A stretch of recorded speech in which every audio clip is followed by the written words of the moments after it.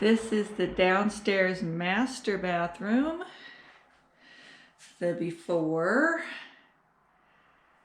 and after. We've already put some mud on the walls. That's the tape so I can find my spots again to paint.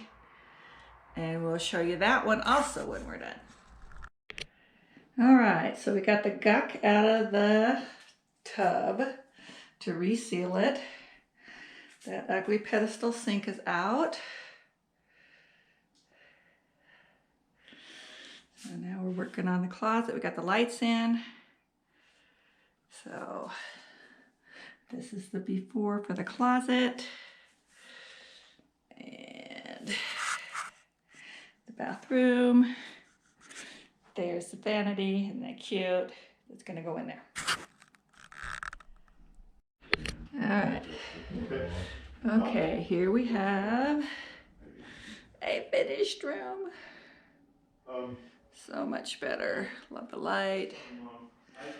And the bathroom. Look how nice that looks. The shelves painted. New mirror. And vanity's lovely. Isn't it beautiful? Okay. And we got our lovely closet. Oh, we have this light too for the vanity. Nice big closet.